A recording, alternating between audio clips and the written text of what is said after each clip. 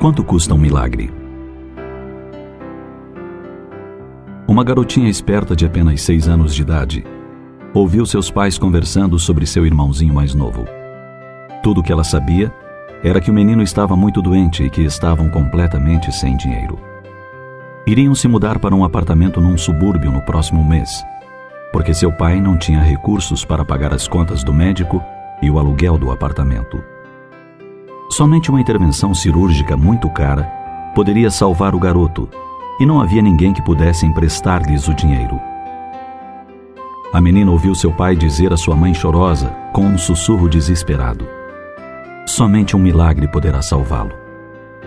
Ela foi ao seu quarto e puxou o vidro de gelatina de seu esconderijo no armário. Despejou todo o dinheiro que tinha no chão e contou-o cuidadosamente 3 vezes.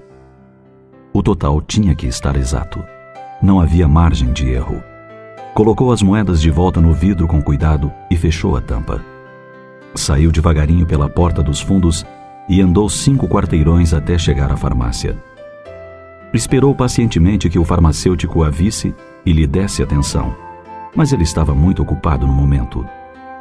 Ela então esfregou os pés no chão para fazer barulho, e nada. Limpou a garganta com o som mais alto que pôde, mas nem assim foi notada. Por fim, pegou uma moeda e bateu no vidro da porta. Finalmente foi atendida. "O que você quer?", perguntou o farmacêutico com voz aborrecida. "Estou conversando com meu irmão que chegou de Chicago e que não vejo há séculos", disse ele sem esperar resposta. "Bem, eu quero lhe falar sobre meu irmão", respondeu a menina no mesmo tom aborrecido. "Ele está realmente doente. E eu quero comprar um milagre." "Como?", balbuciou o farmacêutico admirado. "Ele se chama Andrew e está com alguma coisa muito ruim crescendo dentro de sua cabeça. E papai disse que só um milagre poderá salvá-lo. E é por isso que eu estou aqui. Então, quanto custa um milagre?" "Não vendemos milagres aqui, garotinha." "Desculpe, mas não posso ajudá-la", respondeu o farmacêutico com um tom mais suave. "Escute, eu tenho dinheiro para pagar. Se não for suficiente, conseguirei o resto. Por favor, diga-me quanto custa", insistiu a pequena. O irmão do farmacêutico era um homem gentil. Deu um passo à frente e perguntou à garota: "Que tipo de milagre seu irmão precisa?" "Não sei", respondeu ela, levantando os olhos para ele. "Só sei que ele está muito mal e mamãe diz que precisa ser operado. Como papai não pode pagar, quero usar meu dinheiro." "Quanto você tem?", perguntou o homem de Chicago. $1,11, respondeu a menina num sussurro. "É tudo que tenho, mas posso conseguir mais se for preciso." "Puxa, que coincidência", sorriu o homem. $1,11. Exatamente o preço de um milagre para irmãozinhos. O homem pegou o dinheiro com uma mão e, dando a outra mão à menina, disse: "Leve-me até sua casa. Quero ver seu irmão e conhecer seus pais. Quero ver se tem o tipo de milagre de que você precisa." Aquele senhor gentil era um cirurgião, especializado em neurocirurgia. A operação foi feita com sucesso e sem custo algum. Alguns meses depois, Andrew estava em casa novamente, recuperado. A mãe e o pai comentavam alegremente sobre a sequência de acontecimentos ocorridos. "A cirurgia", murmurou a mãe, "foi um milagre real. Gostaria de saber quanto deve ter custado." A menina sorriu.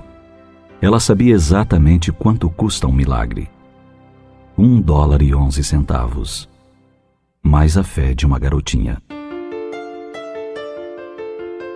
Não há situação, por pior que seja, que resista ao milagre do amor. Quando o amor entra em ação, tudo vence e tudo acalma. Onde o amor se apresenta, foge a dor, se afasta o sofrimento e o egoísmo bate em retirada.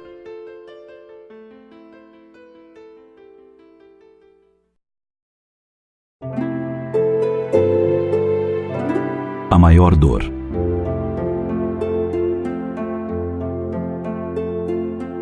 Qual é a maior dor? Você já pensou nisso? Um jovem deixou um bilhete aos familiares pouco antes de cometer suicídio e expressou no papel o que estava sentindo. Disse ele que a maior dor na vida não é morrer, mas ser ignorado. É perder alguém que nos amava e que deixou de se importar conosco. É ser deixado de lado por quem tanto nos apoiava e constatar que esse é o resultado de nossa negligência. A maior dor na vida não é morrer, mas ser esquecido. É ficar sem um cumprimento após uma grande conquista. É não ter um amigo telefonando só para dizer olá. É ver a indiferença num rosto quando abrimos nosso coração.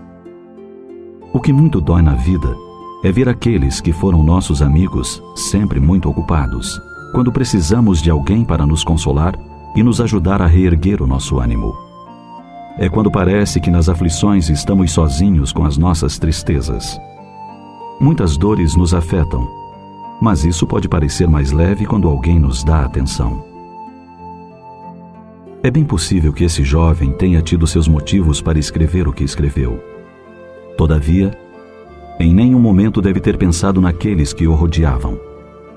Se pudesse sentir a dor de um coração de mãe dilacerado ante o corpo sem vida do filho amado, se pudesse experimentar o sofrimento de um pai que tenta em vão saber do filho morto o que o levou a tamanho desatino, se sentisse o desespero de um irmão que busca resposta nos lábios imóveis do ser que lhe compartilhou a infância, se pudesse suportar, ainda que por instantes, a dor de um amigo sincero a contemplar seus lábios emudecidos no caixão, certamente mudaria seu conceito sobre a maior dor. Se você pensa que está passando pela maior dor que alguém pode experimentar, considere o seguinte: uma mãe que chora sobre o corpo do filho querido que foi alvo das bombas assassinas em nome das guerras frias e cruéis. Uma criança debruçada sobre o corpo inerte da mãe, atingida por granadas mortíferas. Um órfão de guerra que é obrigado a empunhar as mesmas armas que aniquilaram seus pais. Um pai de família que assiste o assassinato dos seus de mãos amarradas. Enfim, pense um pouco nessas outras dores. Pense um pouco nos tantos corações que sofrem dores mais amargas que as suas. E se ainda assim você estiver certo de que a sua dor é maior, lembre-se daquela mãe que um dia assistiu à crucificação do seu filho inocente, sem poder fazer nada. Lembre-se também daquele que suportou a cruz do martírio, mas não perdeu a confiança no Pai que tudo sabe. E se ainda assim você achar que é o maior dos sofredores, considere que talvez o egoísmo esteja prejudicando a sua visão. Descobrir qual é a maior dor é muito difícil, mas a maior decepção é fácil de deduzir. É a daqueles que se suicidam pensando que extinguirão a vida e com ela todos os problemas. Esses saem do corpo, mas indubitavelmente não saem da vida, e muito menos acabam com os problemas. Portanto, por mais difícil que esteja a situação, nunca vale a pena buscar esta porta falsa chamada suicídio. É importante lembrar sempre: por mais escura e longa que seja a noite, o sol sempre volta a brilhar. E por mais que pensemos estar em solidão, temos sempre conosco um amigo fiel e dedicado, que jamais nos abandona. O meigo Rabi da Galileia. Pense nisso.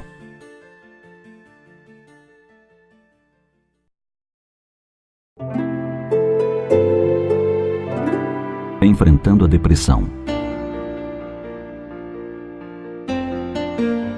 Considerada pelos especialistas como o mal do século XXI, a depressão já atinge cerca de 15% da população mundial. A depressão é um estado d'alma que tem como causa diversos fatores, mas o principal deles, e muitas vezes ignorado pelos especialistas, está radicado no cerne do espírito imortal. O espírito eterno é herdeiro de si mesmo. Pela lei de causa e efeito, ele traz ao nascer as experiências acumuladas ao longo dos milênios. O que geralmente ocorre é que o espírito que se reconhece culpado cria inconscientemente um mecanismo de autopunição. Sabe que infringiu as leis divinas e por isso não se permite ser feliz. Assim, nos porões da consciência, ao que Freud chama id, estão esses clichês mentais que muitas vezes são causadores de depressões graves. Por essa razão, nem sempre é possível reverter esse mal sem uma ação profunda e efetiva nas raízes do problema. O que acontece muitas vezes é que, sem se aperceber da gravidade da enfermidade, muitos pais fortalecem as bases da depressão nos primeiros anos de existência dos filhos, adotando um comportamento inadequado. Quando a educação se baseia principalmente em questões materiais, visando uma projeção social e a abastança financeira do ser, geralmente está se criando fortes bases para que a depressão possa se instalar. Um exemplo simples está no fato de pais e educadores massificarem a ideia de que o sucesso é de quem consegue um lugar de destaque na sociedade e que vencer na vida significa ter um cargo importante e dinheiro sobrando. Desde pequena, a criança aprende a fazer cálculos, ouve falar em investimentos financeiros, juros. Aprende a comparar seus brinquedos com os do amigo, o carro do pai com o carro do vizinho, etc. É iniciada desde cedo num mundo de competições, de concorrências, de incentivo ao ter, em detrimento do ser. Por tudo isso, quando essa criança se torna adulta e mergulha numa profissão, não está preparada para lidar com as emoções e fraquezas que trouxe consigo de outras eras. Saberá muito bem calcular o quanto seu colega ganha mais do que ele, mas não sabe subtrair uma simples ofensa do companheiro de trabalho. Saberá lutar pela primeira posição na empresa, mas não sabe tolerar a mínima frustração de um afeto não correspondido. Conseguirá traçar metas brilhantes para elevar os lucros da empresa, mas não consegue vencer o abismo que o distancia dos entes queridos. Criará estratégias eficientes para elevar-se na hierarquia, galgando postos de relevância, mas não compartilha a mínima tarefa em equipe. E quando não consegue nenhuma dessas façanhas que julga importantes, frustra-se e acredita-se imprestável, impotente, inútil. E no final de tudo, aparece a depressão. Esse mal que tem origem nas raízes do ser imortal e que é a causa de muitas desgraças nos dias atuais. Outro ponto falho é deixar de passar às crianças a ideia de Deus como um pai amoroso e justo, além de extremamente misericordioso. Se ele cresce com a certeza da existência de Deus e do seu amor, saberá confiar e alimentar a esperança de dias melhores, mesmo tendo que enfrentar algumas noites sem estrelas. A criatura que crê em Deus jamais se desespera, mesmo sabendo-se devedora das leis que regem a vida, pois tem a certeza de que Deus não quer o castigo, nem a morte daquele que dá um passo em falso. Sabe que Deus deseja, tão somente, que acertemos o passo no compasso das suas soberanas leis. Se o seu coração lhe diz que você já tropeçou antes e as feridas abertas em sua alma o impedem de ser feliz, é momento de parar um instante para refletir. É o momento de abrir a alma ao Criador, reconhecendo os atos insanos e rogar o seu perdão em forma de oportunidades para refazer o caminho. Certamente, ouvirá a resposta do Pai amoroso a lhe dizer com suavidade: Filho, cada dia que amanhece é a renovação da minha confiança na sua redenção, no seu aprendizado, no seu progresso, como filho da luz que é. E enquanto houver dias amanhecendo, você saberá que o convite do Criador está se repetindo ao seu coração de filho bem-amado.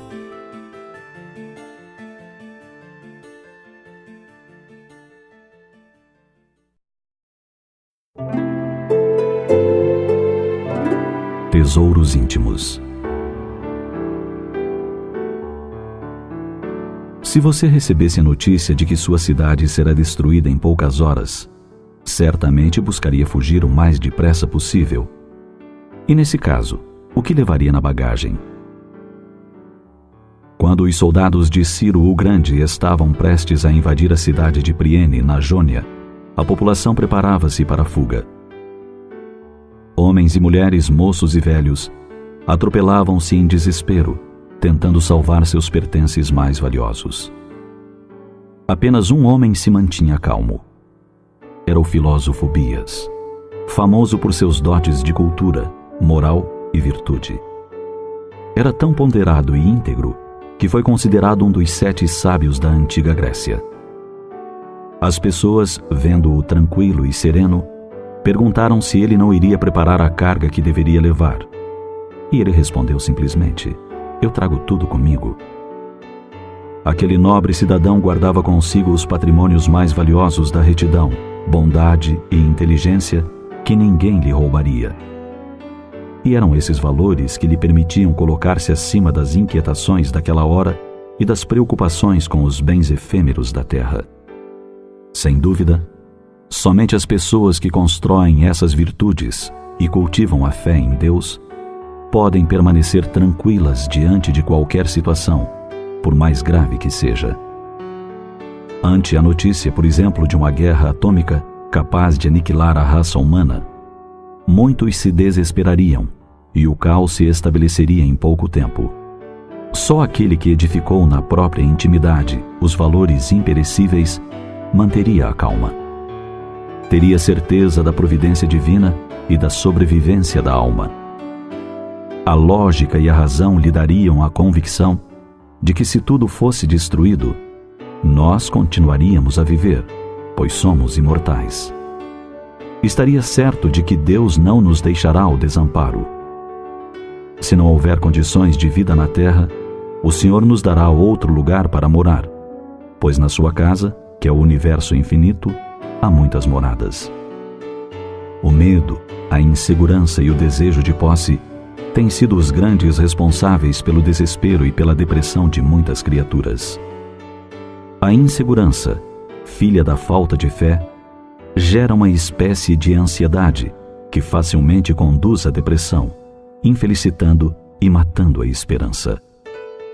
O desejo desequilibrado de posse é um forte componente para o nascimento e a sustentação da violência e do desespero.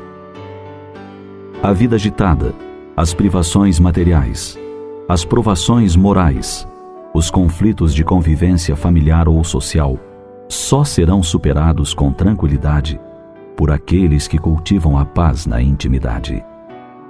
Esses, e somente esses, é que permanecerão serenos diante de qualquer situação, por mais grave que seja. A exemplo do filósofo Bias dirão: "Eu trago tudo comigo." A esse estado de alma é que Jesus se referia falando dos tesouros que a traça não come, nem a ferrugem corrói, e que ladrão nenhum rouba. São bens eternos e indestrutíveis. Você é um ser criado para a eternidade. É como uma chama que jamais se apagará. Procure cultivar as virtudes que o libertarão das misérias próprias da inferioridade humana. E lembre-se sempre: você é herdeiro de Deus. O universo lhe pertence. Para conquistá-lo, basta fazer a parte que lhe cabe nesta bendita escola chamada Terra, que representa um grão de areia diante do infinito.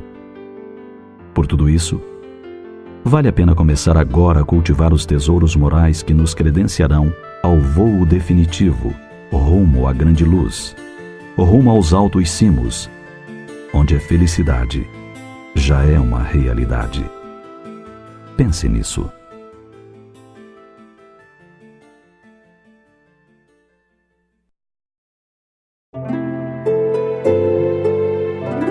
Sempre com Deus. Lembra-te de Deus para que saibas agradecer os talentos da vida. Se te encontras cansado, pensa nele, o eterno Pai que jamais descansa. Como nos ensinou o próprio Jesus, o Pai trabalha constantemente.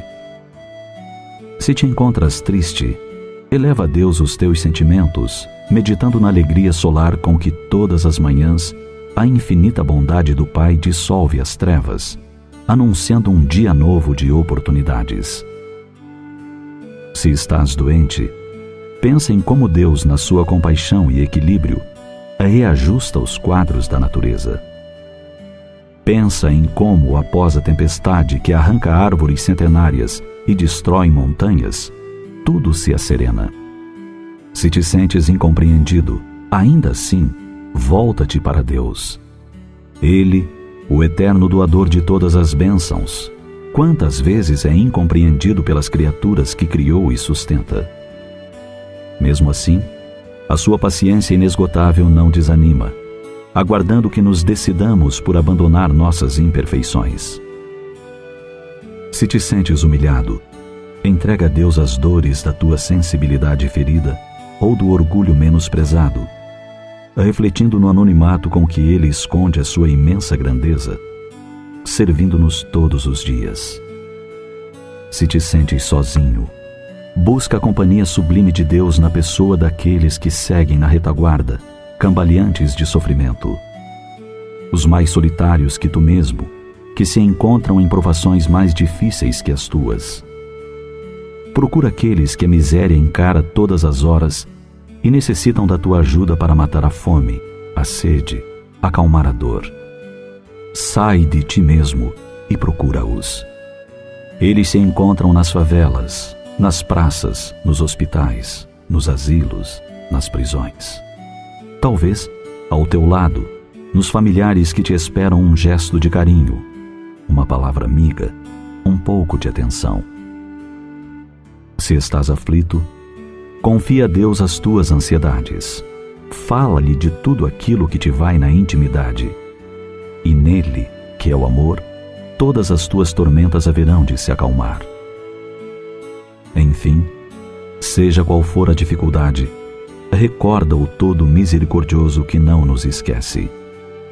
Na oração, haverás de encontrar a força a fim de te ergueres e superares os problemas, pequenos ou grandes, que te estejam a supliciar.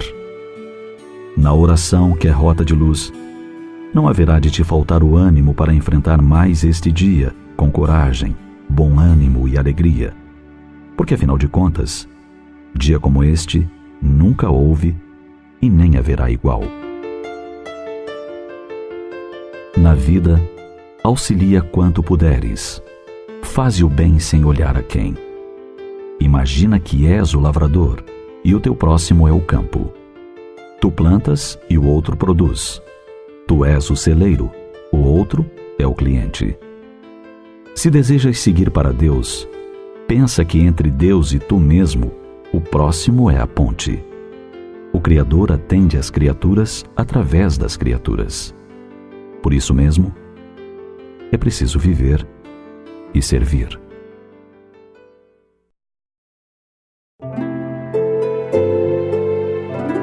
O que é o amor?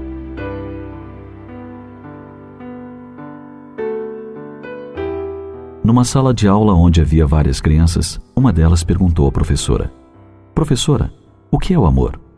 A professora sentiu que a criança merecia uma resposta à altura da pergunta inteligente que fizera.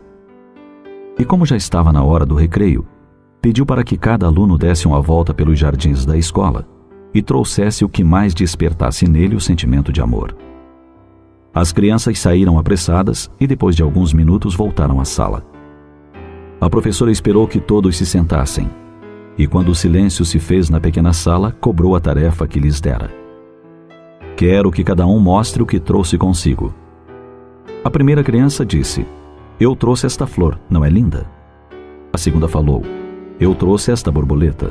Veja o colorido de suas asas, vou colocá-la em minha coleção. A terceira criança completou: Eu trouxe este filhote de passarinho. Ele havia caído do ninho junto com outro irmão. Não é uma gracinha? E assim as crianças foram mostrando tudo o que tinham captado lá fora, que pudesse representar o amor. Terminada a exposição, a professora notou que uma das crianças tinha ficado quieta o tempo todo. Ela estava muito envergonhada, pois nada havia trazido. Então, a professora se aproximou dela e lhe perguntou: Meu bem, por que você não trouxe nada? E a criança timidamente respondeu: Desculpe, professora. Eu vi a flor e senti o seu perfume. Pensei em arrancá-la, mas preferi deixá-la para que seu perfume exalasse por mais tempo. Vi também a borboleta leve e colorida. Ela parecia tão feliz que não tive coragem de aprisioná-la. Achei um passarinho caído entre as folhas, mas ao subir na árvore notei o olhar triste de sua mãe e preferi devolvê-lo ao ninho. Portanto, professora, trago comigo o perfume da flor, a sensação de liberdade da borboleta e a gratidão que senti nos olhos da mamãe passarinho ao ver seu filhote de volta são e salvo. Como posso mostrar o que trouxe? A professora agradeceu a todos e, olhando a criança de mãos vazias, lhe disse: Você foi a única criança que percebeu que só podemos trazer o amor no coração. Se você já consegue perceber as belezas que Deus criou para enfeitar o planeta que nos serve de morada, não queira reter essas maravilhas para si somente, pois isso não é amor, é egoísmo. Se você admira as flores, deixe-as no lugar em que estão, para que os outros possam sentir também o seu perfume e admirar a sua beleza. Se você se extasia contemplando a leveza dos pássaros a deslizar nos ares, não os prenda em gaiolas, para que outras pessoas possam admirá-los também. Se você aprecia ver os rios de águas cristalinas a correr por entre as pedras, não lhes polua o leito, para que outros olhos possam contemplá-los igualmente. Se você gosta de banhar-se nas águas limpas do oceano, não lhes turve a limpidez, para que todos possam usufruir desta maravilha. Se você se sente bem respirando o ar puro, preserve-o para que todos possam desfrutar desse benefício. E por fim, lembre-se, o verdadeiro sentimento de amor só pode ser conduzido no próprio coração.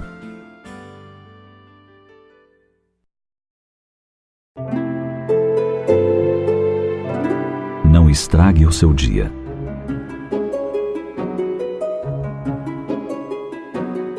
Você já experimentou alguma vez aquele amanhecer sombrio em que tudo lhe parece amargo? Esses dias aparentemente têm os mesmos aspectos para todos nós, mas são vividos de maneira diferente, variando de indivíduo para indivíduo. Alguns ficam tristes e quase calados. Buscam isolar-se para evitar qualquer contato com alguém que lhes faça perguntas sobre o que está acontecendo, por que está assim, etc. Outros deixam o mau humor dirigir seus passos e em poucos minutos azedam todo o ambiente em que se encontram. Distribuem gestos bruscos, falam com irritação, respondem com azedume, culpam os outros por tudo de errado que acontece. E a resposta para comportamentos desse tipo logo se faz sentir no organismo, em forma de azia, enxaqueca, dores musculares, entre outros males. E o pior de tudo é que nem sabemos o porquê de tanta irritação. Não paramos um pouco para meditar sobre a situação em que nos encontramos, nem para mudar o curso dos acontecimentos. De maneira irrefletida, estragamos o nosso dia movidos por um estado d'alma que nos toma de assalto e no qual nos deixamos mergulhar sem refletir. Passados esses momentos amargos, fica uma desagradável sensação de mal-estar, de indisposição, de sentimentos feridos, de relacionamento comprometido.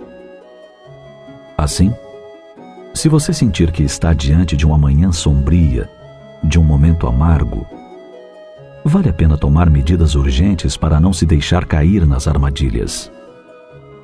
Se ainda está em casa, faça uma prece antes de sair. Se estiver no trabalho, busque um local que lhe permita ficar só por um instante. Respire fundo e eleve o pensamento a Deus, rogando forças e discernimento para não se deixar levar por circunstâncias desagradáveis. Lembre-se sempre que todos temos momentos difíceis e que só depende de nós complicá-los ainda mais ou sair deles com sabedoria e bom senso. Lembre-se ainda que por mais difícil que esteja a situação, ela será tragada pelas horas e substituída por momentos mais leves e mais felizes. Por essa razão, nunca valerá a pena estragar o seu dia. Pense nisso. Não estrague o seu dia. A sua irritação não solucionará problema algum. As suas contrariedades não alteram a natureza das coisas. Os seus desapontamentos não fazem o trabalho que só o tempo conseguirá realizar. O seu mau humor não modifica a vida. A sua dor não impedirá que o sol brilhe amanhã sobre os bons e os maus. A sua tristeza não iluminará os caminhos. O seu desânimo não edificará a ninguém. As suas lágrimas não substituem o suor que você deve verter em benefício da sua própria felicidade. As suas reclamações, ainda mesmo afetivas, jamais acrescentarão nos outros um só grama de simpatia por você. Não estrague o seu dia. Aprenda com a sabedoria divina a desculpar infinitamente, construindo e reconstruindo sempre para o infinito bem.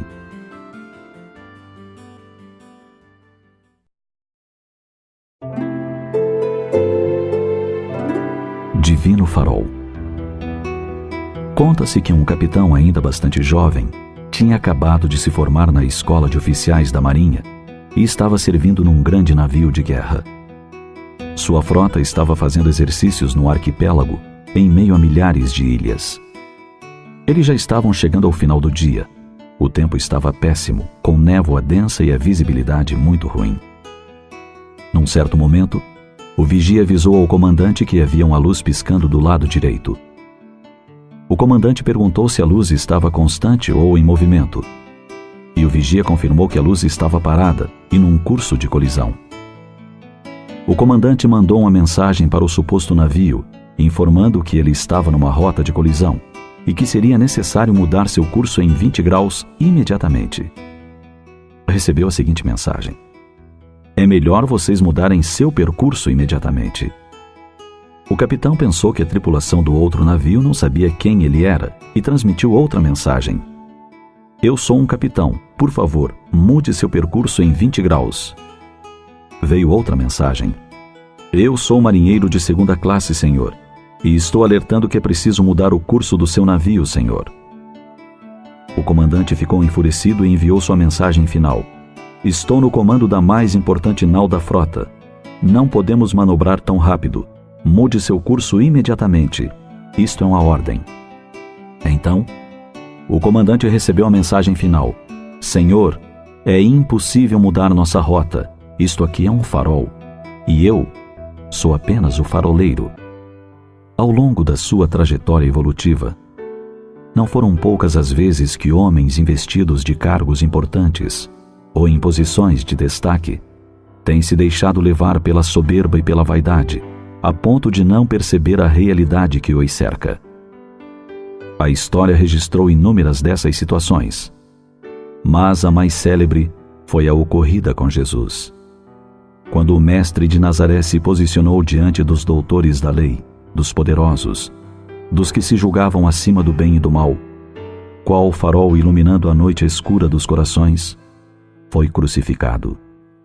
Aqueles homens não admitiam que um simples carpinteiro, sem títulos nem riquezas materiais, pudesse lhes indicar o rumo que deveriam seguir para evitar o naufrágio na escuridão das próprias trevas. Investidos dos poderes transitórios e das glórias terrenas, fecharam os olhos para a grande luz que veio à terra para iluminar consciências e perfumar corações. Enceguecidos pelo brilho do ouro, desdenharam o maior tesouro já conferido à humanidade. Pseudo-sábios, iludidos pela prepotência do falso saber, desprezaram aquele que foi e continua sendo o maior sábio de que se tem notícia. Cegos pelo preconceito de raça, de casta e de religião, não aceitaram a orientação do sublime farol que veio a este mundo de misérias para conduzi-lo, como nau desorientada, ao porto seguro de um reinado diferente que ele próprio exemplificou. E não obstante todas as resistências oferecidas pelos poderosos daquele tempo e por alguns da atualidade, o divino farol continua orientando a todos os que, cansados de se debater na noite escura dos sofrimentos e nas tempestades geradas pela ignorância, desejam chegar a um porto seguro. E assim prosseguirá até que todas as ovelhas do aprisco voltem ao seu redil, até o final dos tempos, conforme ele mesmo afirmou. Jesus é estrela de primeira grandeza. Fez-se na terra um humilde carpinteiro para se achegar aos corações doridos daqueles que estavam dispostos a saciar a sede de esperança e seguir seus passos luminosos. E, embora desprezado por muitos, continua sendo o divino farol a indicar o caminho que conduz ao Pai, através dos seus luminosos ensinamentos.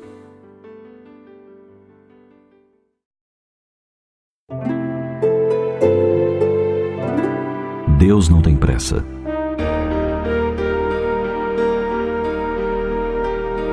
Você já se deu conta de que Deus não tem pressa?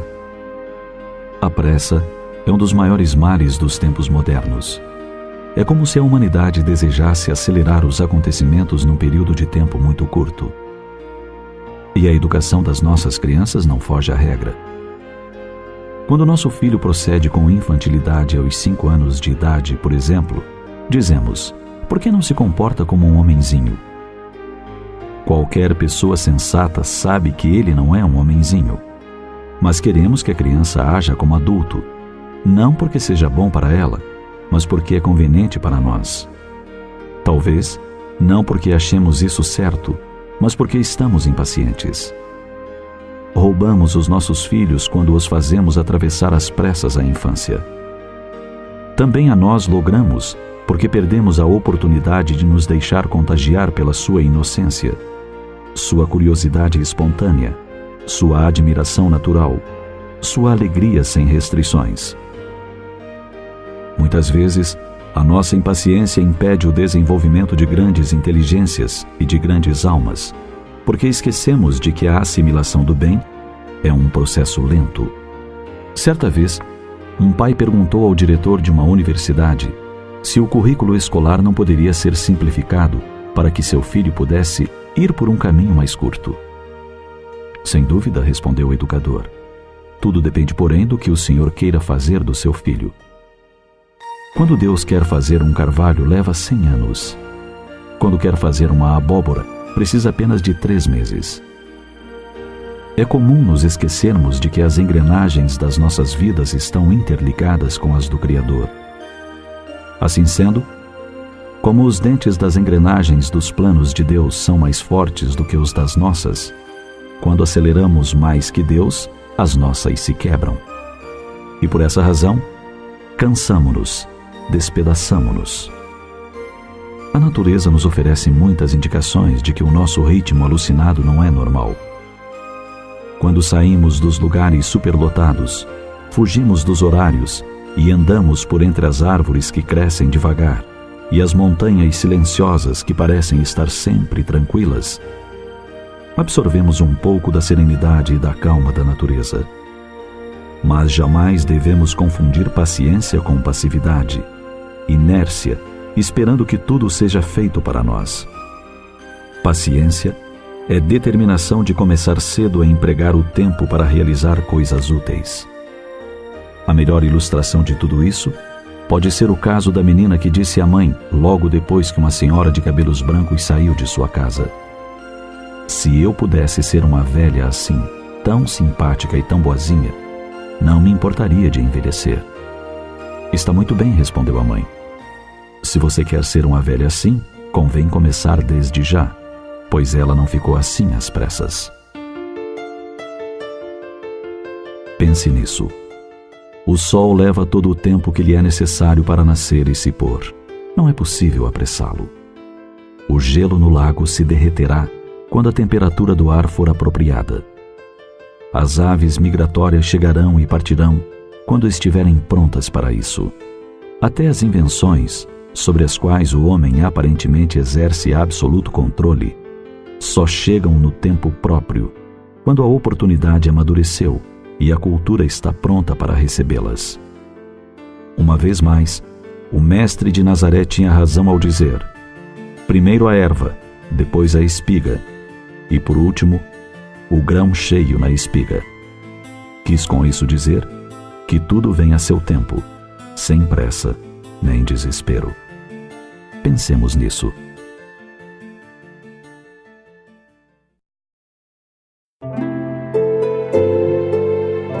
A montanha da vida.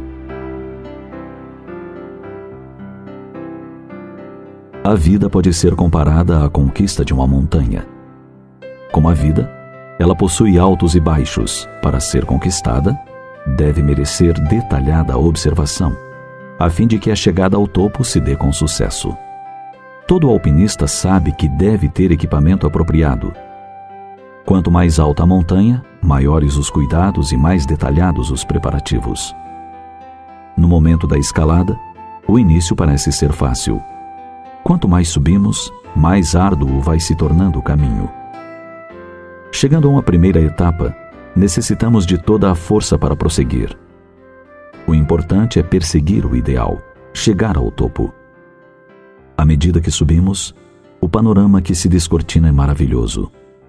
As paisagens se desdobram à vista, mostrando-nos o verde intenso das árvores, as rochas pontiagudas desafiando o céu. Lá embaixo, as casas dos homens tão pequenas.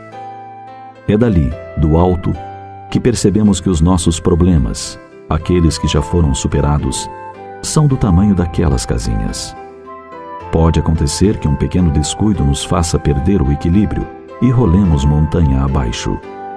Batemos com violência em algum arbusto e podemos ficar presos na frincha de uma pedra. É aí que precisamos de um amigo para nos auxiliar. Podemos estar machucados, feridos ao ponto de não conseguir por nós mesmos sair do lugar. O amigo vem e nos cura os ferimentos. Estende-nos as mãos, puxa-nos e nos auxilia a recomeçar a escalada. Os pés e as mãos vão se firmando. A corda nos prende ao amigo que nos puxa para a subida. Na longa jornada, os espaços acima vão sendo conquistados dia a dia. Por vezes, o ar parece tão rarefeito que sentimos dificuldade para respirar. O que nos salva é o equipamento certo para este momento. Depois, vêm as tempestades de neve, os ventos gelados, que são os problemas e as dificuldades que ainda não superamos. Se escorregamos numa ladeira de incertezas, podemos usar as nossas habilidades para parar e voltar de novo. Se caímos num buraco de falsidade de alguém que estava coberto de neve, sabemos a técnica para nos levantar sem torcer o pé e sem machucar quem esteja por perto. Para a escalada da montanha da vida, é preciso aprender a subir e descer, cair e levantar, mas voltar sempre com a mesma coragem. Não desistir nunca de uma nova felicidade, uma nova caminhada, uma nova paisagem, até chegar ao topo da montanha. Para os alpinistas, os mais altos picos são os que mais os atraem. Eles desejam alcançar o topo e se esmeram. Preparam-se durante meses, selecionam equipe, material e depois se dispõem para a grande conquista. Um desses arrojados alpinistas, Valdemar Niklevich, o brasileiro que conquistou o Everest, disse: "Quem de nós não quer chegar ao alto de sua própria montanha?" Todos nós temos um desejo, um sonho, um objetivo, um verdadeiro Everest. E este Everest não tem 8.848 metros de altitude, nem está entre a China e o Nepal. Este Everest está dentro de nós. É preciso ir em busca deste Everest, de nossa mais profunda realização.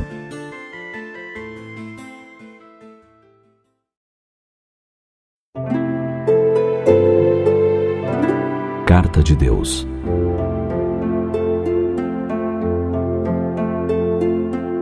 Você já pensou em receber uma carta de Deus?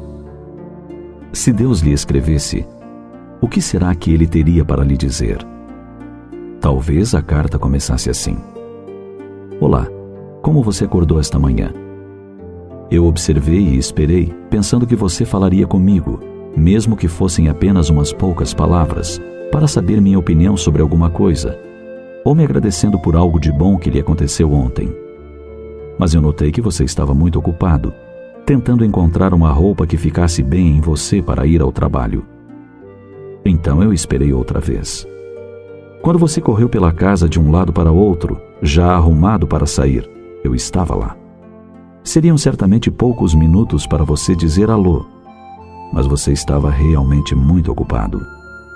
Você se deu conta de que tinha que esperar alguns minutos e os gastou sentado em uma cadeira fazendo nada. Estava apenas sentado. Então, eu vi que você se levantou rapidamente e eu pensei que você queria falar comigo. Mas você correu ao telefone e ligou para um amigo, a fim de contar-lhe as últimas novidades. Eu vi quando você foi para o trabalho e eu esperei pacientemente o dia inteiro. Com todas as suas atividades, eu achei que você estaria realmente muito ocupado para dizer alguma coisa. Notei que antes do almoço, enquanto esperava a refeição, você olhou ao redor, mas não foi desta vez. Talvez se sentisse um pouco sem jeito ou com vergonha de falar comigo em público. Vi quando você observou alguns de seus amigos fazendo uma breve oração antes do almoço, mas você não teve coragem. Tudo bem, o dia ainda não havia acabado e eu tinha esperança de que você falasse comigo hoje. Você foi para casa e parecia que tinha muitas coisas a fazer. Depois que terminou algumas delas, ligou a televisão e gastou bastante tempo na frente dela, curtindo a programação. Eu esperei pacientemente outra vez, enquanto você jantava. E mais uma vez você não falou comigo. Enfim, chegou a hora de ir para a cama. Chegou a hora de dormir. Pensei que naquele momento você se lembraria de mim, ao menos para agradecer pelo dia que passou. Mas você devia estar muito cansado. Depois que disse boa noite para sua família, pulou na cama e dormiu rapidamente. Tudo bem, talvez você não soubesse que eu estou sempre ao seu lado. Mas eu tenho muita paciência, muito mais do que você possa imaginar. Desejo ensiná-lo como ser paciente com as outras pessoas e como ser bom. Eu o amo tanto que espero todos os dias um sinal seu, um simples gesto, uma curta oração, um pensamento de agradecimento. Sabe, meu filho, é muito difícil manter uma conversa sozinho, um monólogo. O bom mesmo é dialogar, mas infelizmente você não se lembra de mim. Bem, amanhã você vai se levantar outra vez para um novo dia. E mais uma vez eu estarei esperando, talvez em vão, mas com muito amor para você, desejando que você possa me dar alguma atenção, um pouco do seu tempo. Tenha um bom dia. Seu amigo, sempre presente, Deus. Talvez essa suposta carta nada tenha a ver com você, pois você sempre se lembra de falar com Deus. Mas se alguma coisa lhe chamou a atenção, lembre-se de que, no mínimo, você deve gratidão a Deus pela vida, pelo fato de você estar respirando neste exato momento, por estar com saúde, por poder ouvir, falar, andar. Enfim, agradeça a Deus por ter lhe permitido existir. Pense nisso.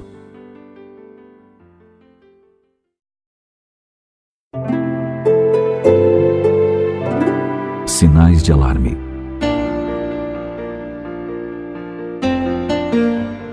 E a família como vai? Você já deve ter ouvido essa pergunta e talvez tenha dado aquela resposta automática. Tudo bem, sem compromisso com a verdade. No entanto, gostaríamos que refletisse um pouco antes de responder. Fazendo uma avaliação superficial, é possível ter a impressão de que está tudo bem, pois é mais fácil admitir isso do que constatar o contrário e ter que tomar providências sérias. Como a base de sustentação do lar é o casal, vamos voltar sobre ele a nossa atenção por alguns instantes. A rotina diária muitas vezes nos arrasta tão depressa que nem nos damos conta de que algo não está bem e vamos deixando para pensar nisso depois. E o depois nunca chega. Infelizmente, muitos casais só se dão conta disso quando um dos dois pede o divórcio ou simplesmente abandona a família. Para aqueles que desejam sinceramente levar adiante o bendito compromisso do casamento, Há alguns sinais de alarme que podem informar a situação de dificuldade antes que a união conjugal se desfaça. Silêncios injustificáveis quando os esposos estão juntos. Tédio inexplicável ante a presença do companheiro ou da companheira.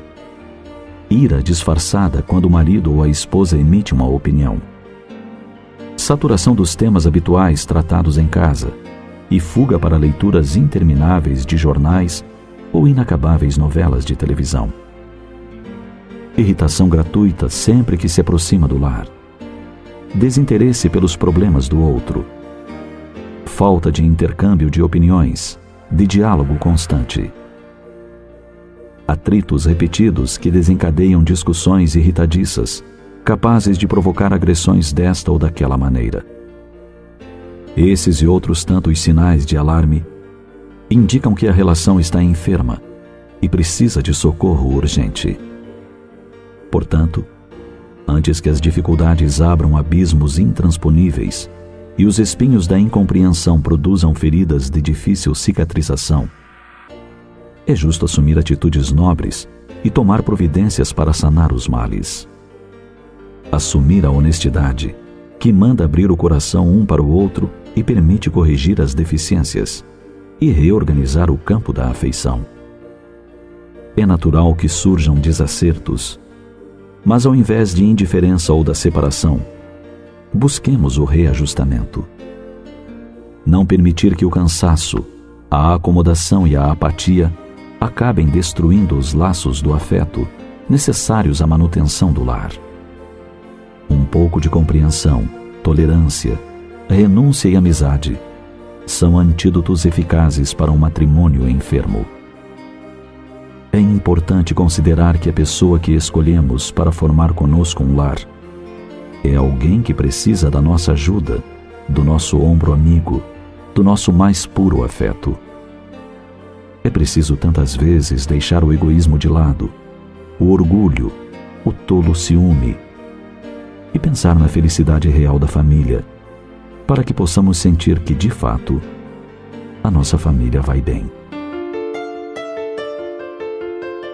Para que o casamento dê certo, não é preciso que o esposo e a esposa olhem em demasia um para o outro, a fim de perceber e apontar defeitos e dificuldades. Mas é necessário que ambos olhem na mesma direção e mantenham acesa a chama do mesmo ideal. O ideal de construir um mundo melhor a partir da própria família.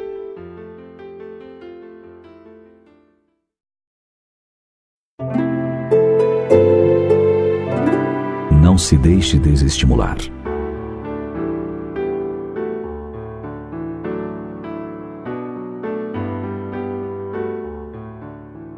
No seu aprendizado diário, na caminhada necessária para a evolução, você encontra empeços variados ao longo do caminho, que parecem destinados a lhe desanimar no longo percurso. Muitas vezes, você encontra os chamados inimigos gratuitos, os amigos faladores que o deixam em situações difíceis. Outras vezes, você se depara com enfermidades físicas, com as deficiências de caráter de tanta gente, o que lhe provoca profunda tristeza, pois são companheiros que não movem uma palha em seu favor, embora ocupem seu tempo sempre que encontram a mínima dificuldade. Você tem à sua volta a inflação que cresce e os ganhos materiais que parecem não acompanhá-la, o que lhe faz pensar que quanto mais trabalha, menos ganha e gasta mais. Você costuma ver desmoronar os mais acalentados sonhos domésticos, sem se sentir no direito de fugir. Desmoronam os anseios do cônjuge atencioso e afetuoso, dos filhos estudiosos, responsáveis, respeitosos, da família companheira capaz de supri-lo de energias nas horas apertadas para o seu coração. Como se não bastasse, ainda surge a indiferença que o faz sentir-se solitário no mundo, sem qualquer apoio ou sustentação moral. Contudo, seja qual for a luta que lhe caiba, seja qual for o testemunho que tenha de enfrentar, não se deixe desestimular, não se permita o abatimento. Você não é vítima da vida. encontra-se unicamente em processo de reeducação, tendo oportunidade de acertar-se com a vida que um dia desrespeitou em vários de seus aspectos. Você que conhece Jesus, ou que um dia ouviu sobre a lei de causa e efeito, deve raciocinar que o bem ou o mal semeado na vida, da vida será colhido, e o seu desconsolo ou o seu desalento em nada colaborará para a resolução dos seus problemas. Você deverá, então, aprender a analisar melhor as situações pelas quais tenha que passar. Deverá aprender a perdoar, a compreender, a respeitar diferenças, a falar menos, a penetrar melhor as razões das coisas, a condenar menos, a ser mais indulgente. O tempo implacável não para. Assim, se você o aproveitar para aprender a crescer e ser feliz, ele o abençoará com expressiva claridade.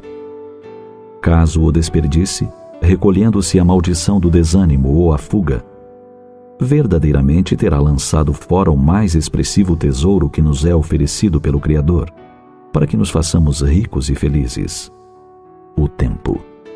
Não se perca nas teias do desestímulo. Confie sempre em Deus, que lhe dá sempre o melhor, dando-lhe chances de brilhar e ser feliz. Pense nisso.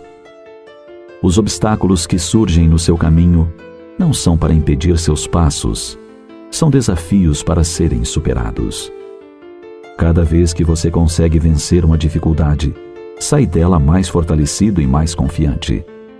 Assim, não se deixe jamais desestimular em circunstância alguma, pois Deus confia no seu poder de vencer os impedimentos e vencer-se a si mesmo.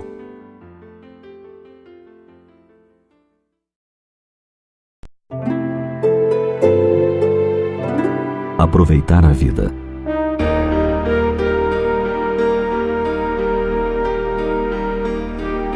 Você aproveita a vida? É muito comum ouvir-se as pessoas, e principalmente os jovens, dizendo que querem aproveitar a vida. E isso geralmente é usado como desculpa para eximir-se de assumir responsabilidades. Mas afinal de contas, o que é aproveitar a vida? Para uns, é matar-se aos poucos com as comilanças, bebidas alcoólicas, fumo e outras drogas. Para outros, é arriscar a vida em esportes perigosos, noitadas de orgias, saciedade dos desejos físicos. Talvez isso se dê porque muitos de nós não sabemos por que estamos na Terra. E por essa razão desperdiçamos a vida em vez de aproveitá-la. Certo dia, um jovem que trabalhava em uma repartição pública na companhia de outros colegas, que fumavam e bebiam todos os finais de expediente, foi convidado a acompanhá-los. Ele agradeceu e disse que não bebia e que também não lhe agradava a fumaça do cigarro. Os demais riram-se dele e lhe perguntaram com ironia se a religião não lhe permitia, ao que ele respondeu: "A minha inteligência é que me impede de fazer isso." "E que inteligência é esta que não lhe permite aproveitar a vida?" perguntaram os colegas. O rapaz respondeu com serenidade: "E vocês acham que eu gastaria o dinheiro que ganho para me envenenar? Vocês se consideram muito espertos, mas estão pagando para estragar a própria saúde e encurtar a vida, que para mim é preciosa demais." Observando as coisas sob esse ponto de vista, poderemos considerar que aproveitar a vida é dar-lhe o devido valor. É investir os minutos preciosos que Deus nos concede em atividades úteis e engrandecedoras. Quando dedicamos as nossas horas na convivência salutar com os familiares, estamos bem aproveitando a vida. Quando fazemos exercícios, nos distraímos no lazer, na descontração saudável, estamos dando valor à vida. Quando estudamos, trabalhamos, passeamos, sem nos intoxicar com drogas e excessos de toda ordem, estamos aproveitando de forma inteligente as nossas existências. Quando realmente gostamos de alguma coisa, fazemos esforços para preservá-la.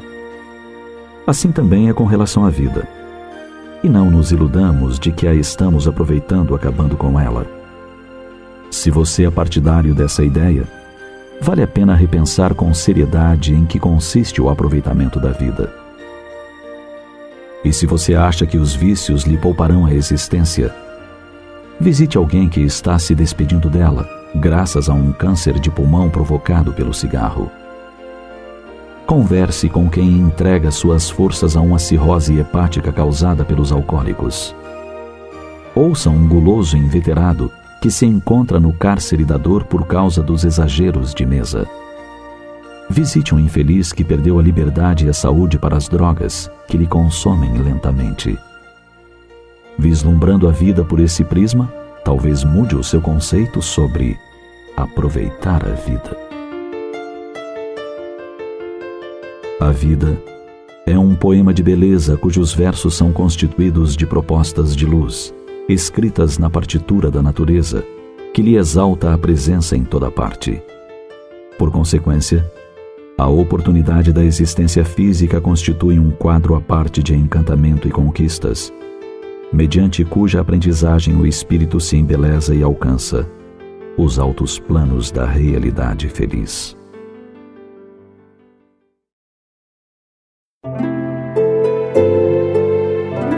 O poder da oração.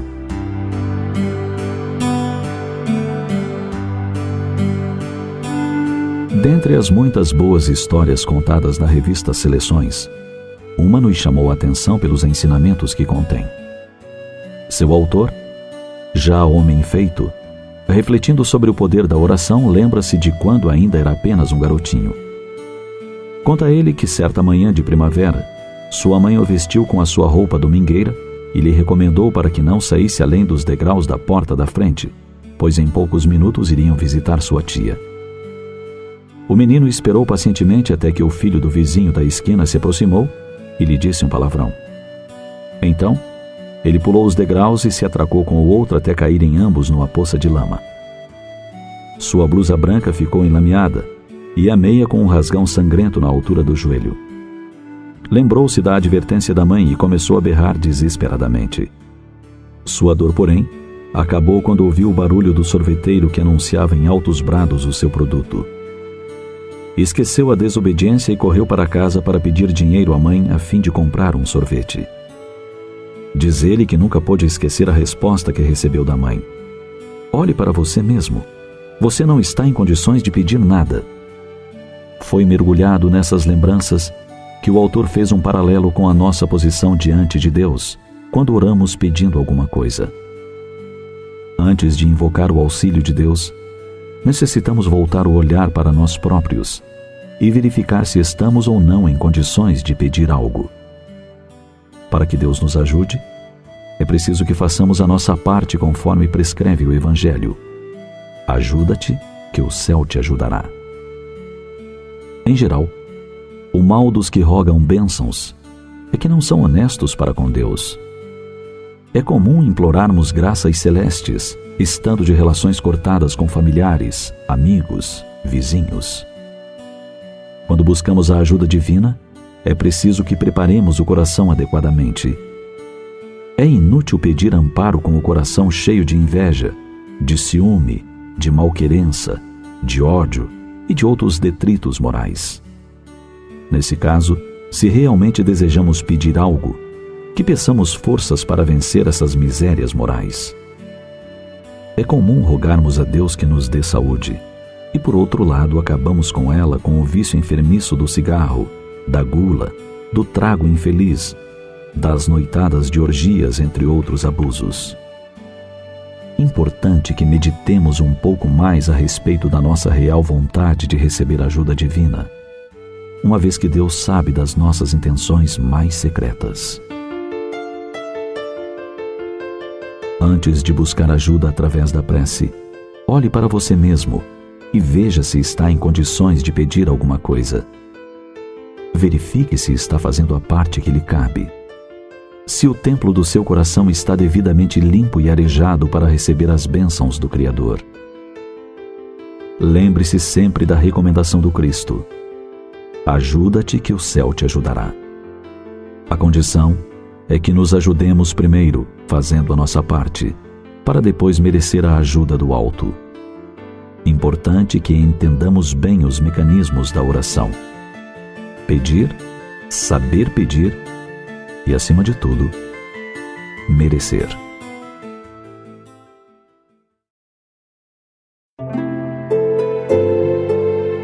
Sábio dos sábios.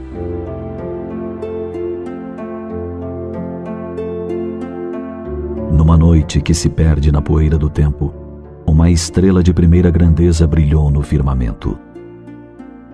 Possuidor de um conhecimento jamais igualado até os dias atuais, esse sábio dos sábios ficou conhecido por todos os povos como Jesus Cristo.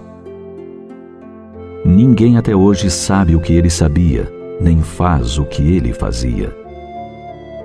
Enquanto os astrônomos sondam os espaços procurando provas da existência de vida em outros planetas, ele, profundo conhecedor do universo, há 2000 anos afirmou: na casa de meu pai há muitas moradas.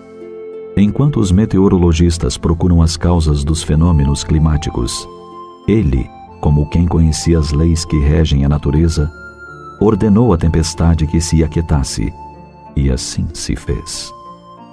Enquanto os modernos fisiologistas sondam as moléculas do corpo humano para conhecer-lhes as peculiaridades, ele, utilizando-se da vontade, reconstituiu tecidos carcomidos pela lepra, dizendo simplesmente: quero ser limpo.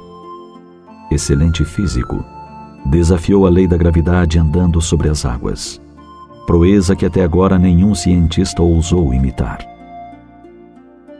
Geneticista hábil, esclareceu que o que nasce da carne é carne, e o que nasce do espírito é espírito. Falou com sabedoria dessa dualidade humana, esclarecendo que o espírito sopra onde quer, e ninguém sabe de onde ele vem nem para onde vai.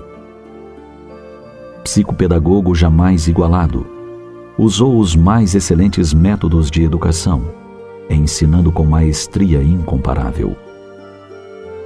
Psicoterapeuta incomum, atendia com eficiência a intimidade das criaturas, balsamizando com ternura os corações dilacerados pela dor.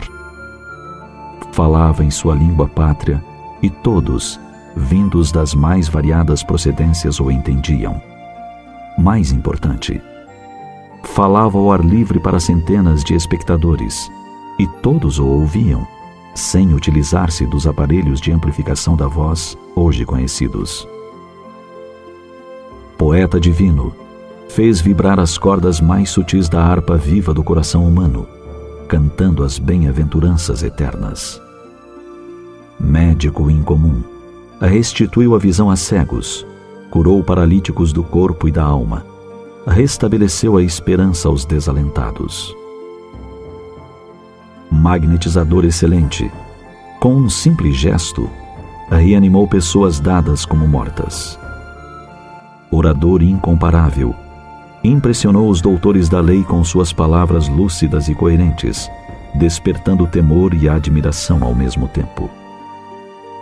Anunciado pelos antigos profetas, ele foi o Messias que veio trazer luz às trevas da ignorância e alento aos sofredores sinceros. Hoje como ontem, continua ressuscitando corações tomados pela morte da indiferença e do amolentamento, enviando seus prepostos aos círculos de dor e incompreensão. Jesus é e continuará sendo o maior de todos os sábios. Incansável, ele continua repetindo o sublime convite: quem quiser vir após mim, tome a sua cruz, negue-se a si mesmo e siga-me.